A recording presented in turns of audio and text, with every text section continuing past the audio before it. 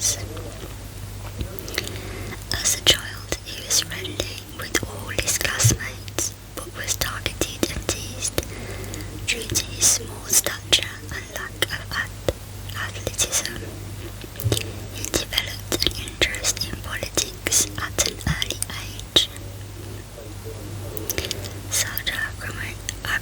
Aramenko hired his father in the summer of 1994, and Shepard's parents subsequently resided at the Saudi Aramenko residential camp in Laramie.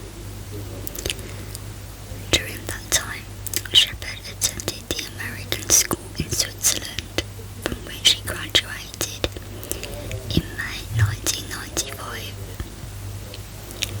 There he participated in theatre and took German and Italian courses, and he then attended Catawba College in North Carolina and Casper College in Wyoming before settling in Denver, Colorado. Shepard became a first-year political science major at the University of Wyoming in Laramie, with a minor in languages, and was chosen as the student representative for the Wyoming Environmental Council. Shepard was an Episcopalian and once served as an altar boy in the church. He was described by his father as an optimistic and accepting young man who had a special gift of relating to almost everyone. He was the type of person who was very approachable and always looked to new challenges. Shepard had a great passion for equality and always stood up for the acceptance of people's differences. Mikhail Joseph, that's how it's pronounced, who had been Shepard's friend and later created a documentary about him. In 1995, Shepard was beaten and assaulted during a high school trip to Morocco. This caused him to experience depression and panic attacks, according to his mother.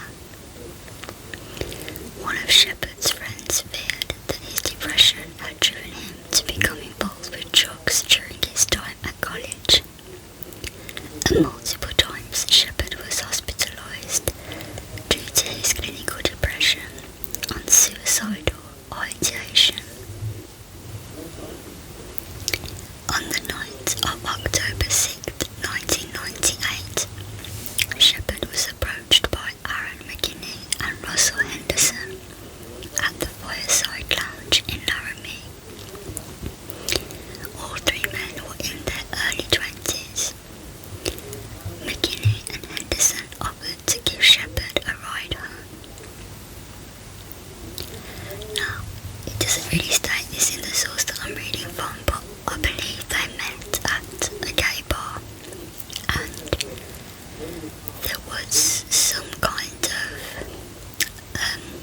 I don't know how to explain it, it was kind of like they were going off to have sexual intercourse, the three of them, so I believe.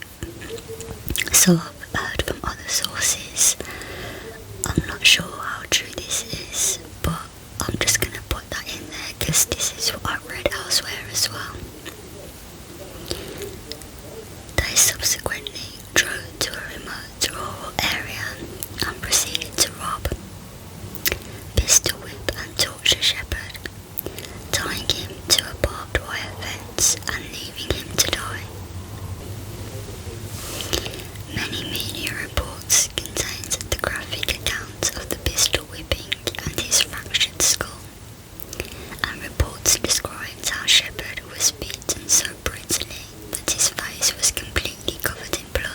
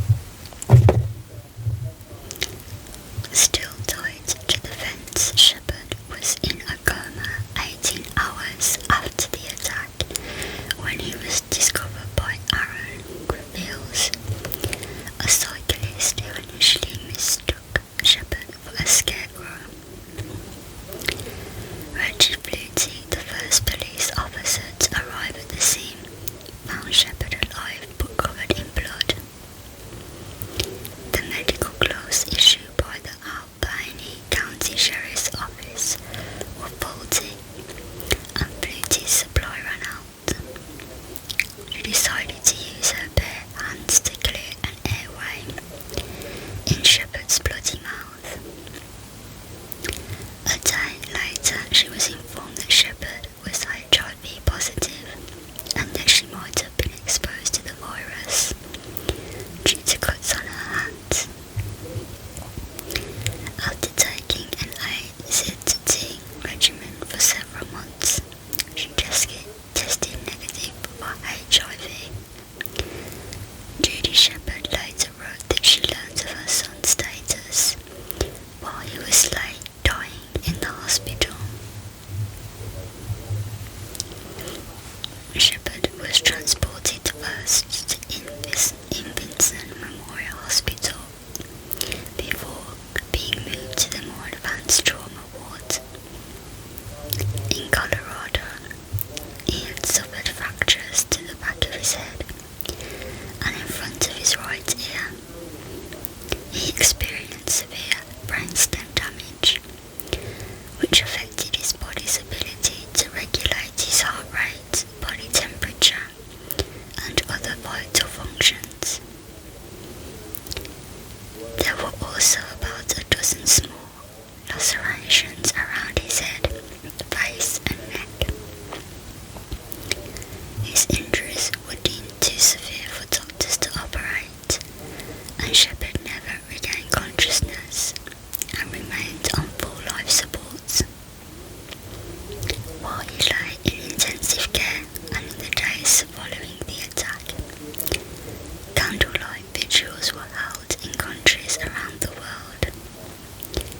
Shepard was pronounced dead 6 days after the attack at 12:53 a.m. on October 12, 1998, at just the age of 21. McKinney and Henderson were arrested and initially charged with attempted murder, kidnapping, and aggravated robbery. And after Shepard's death, the charges were upgraded from attempted murder to first-degree murder,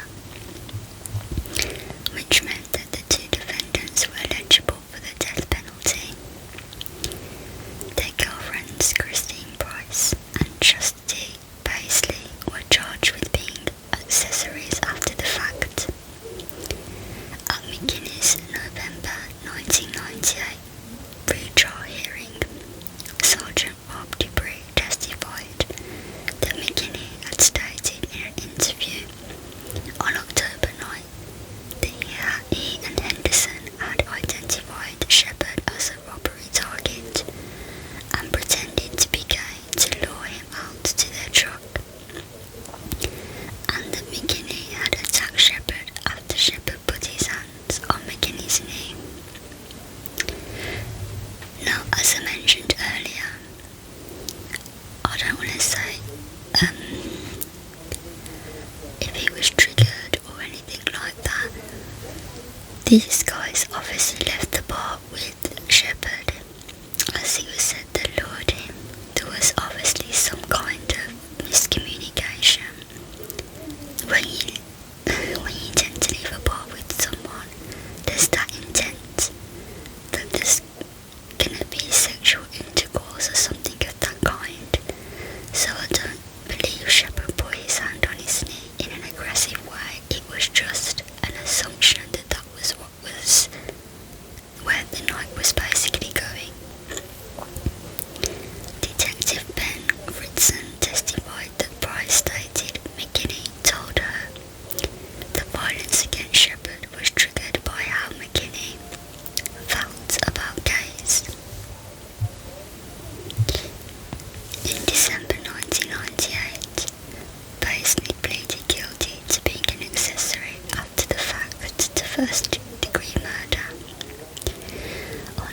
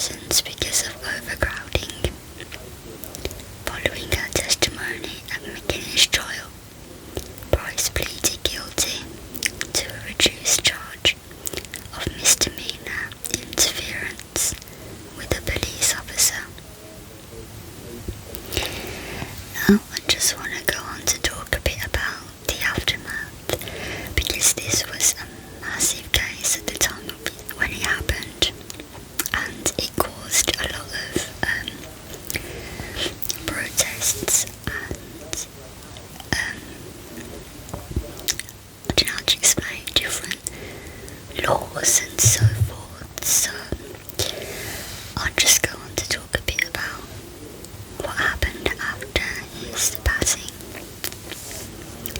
Shepard's murder continued to attract public attention and media coverage long after the trial was over. In 2004, the ABC News programme 2020 aired a report that quoted statements by McKinney, Henderson, Bryce, Rarucha, and the lead investigator.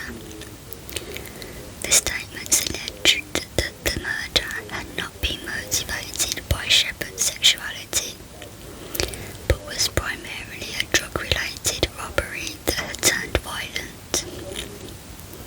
Bryce said she had lied to police about McKinney having been provoked by an unwanted sexual advance from Shepard, telling TV journalist Elizabeth Vargas, "I don't think it was a hate crime at all."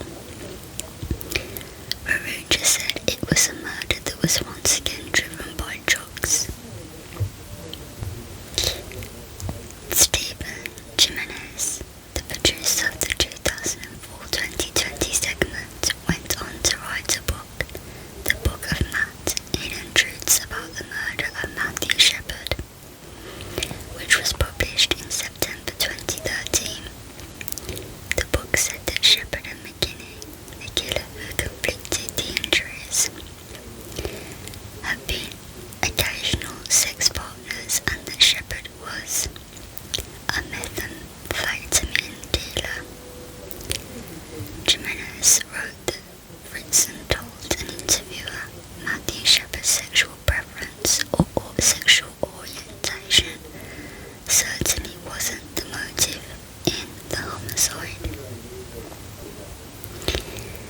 Many commentators have criticised Jimenez's views on the attack as being sensational and misleading, and those views were shared by gay advocacy organisations and cultural critics. Some commentators, however, have spoken up to defend it. Some police who were involved in the investigation have criticised Jimenez's conclusions, which other police said that there was evidence that drugs were an important factor that led to the murder.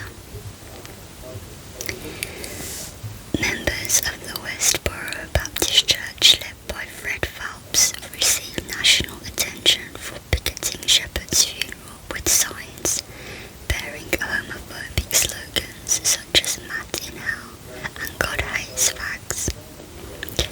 Church members also mounted anti-gay protests during the trials of Henderson and McKinney. In response, Romaine Patterson, one of Shepard's friends, organised a group that assembled in a circle around the Westboro Baptist Church protesters. The group wore white robes and gigantic wings, resembling angels that blocked the protesters.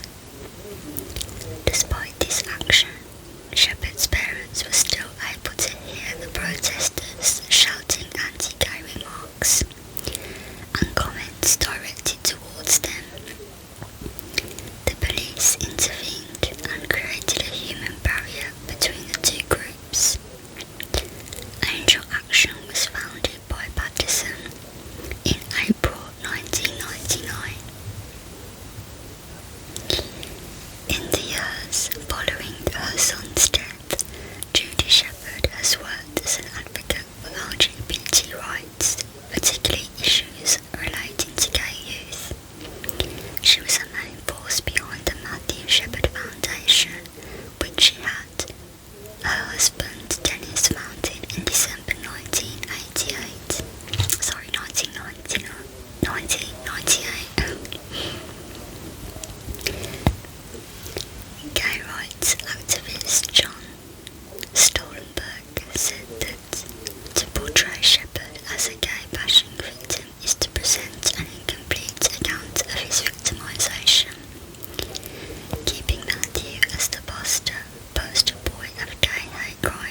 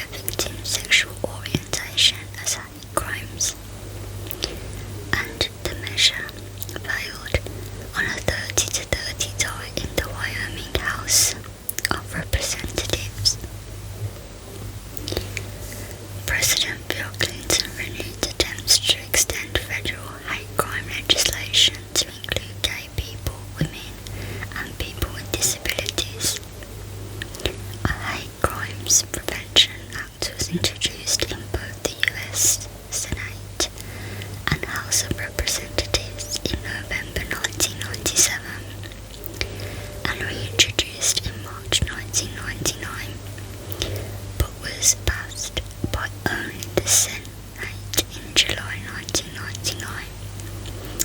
In September 2000, both houses of Congress passed such legislation. However, it was stripped out in conference committee. On March 20, 2007, the Matthew Shepard and James Byrd Jr. Hate Crimes Prevention Act was introduced as federal terrorism legislation in the US. Now I have covered the James Byrd case on my channel, so I'll probably leave the link in the description down below where you can find it very easily. Congress was sponsored by Democrat John Conyers with 171 co-sponsors. Shepard's parents attended the introduction ceremony. The bill passed the House of Representatives on May 3, 2007.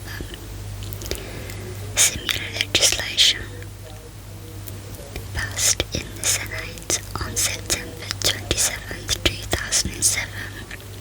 However, then President George Bush indicated he would veto the legislation if it reached his desk. The Democratic leadership dropped the amendment in response to opposition from conservative groups and Bush, and because the measure was attached to a defense bill, there was a lack of support from anti-war Democrats. On December 10, 2007, Congressional powers attached Bill Tarson Hate Crimes legislation on Department of Defense Authorization Bill, although it failed to pass. On October 26, 2018, just over 20 years after his death, Shepard's ashes were interred at the crypt of Washington National Cathedral. The ceremony was presided over by the first openly gay Episcopal Bishop Gene Robinson and the Bishop of Washington, Reverend Marianne Edgar Bood. Music was performed by the Gay Men's Chorus of Washington, D.C. and Jen Out and Conspire, which performed Craig Ella Johnson's Considering Matthew Shepard. He was the first interment of the ashes of a national figure at the cathedral since Helen Keller's 50 years earlier. And that brings us to the end of today's case. Sorry, it's been a bit all over the place, guys. I'm just really tired. It has been a long day, and I just wanted to get a video in for you guys. But I hope it all kind of made sense, and I hope you guys enjoyed today's case. Don't forget to leave your comments in the section down below, the comment section down below, if you've got any that you'd like me to cover. I do have a few lined up, but that's not to say that I won't cover your cases. So thank you guys so much for watching, and please don't forget to press the like button, subscribe if you're not already, and hit that bell notification to get notified on when I upload new videos. And I'm gonna go now before another single plane passes this house, and I'll see you in my next video. Bye guys.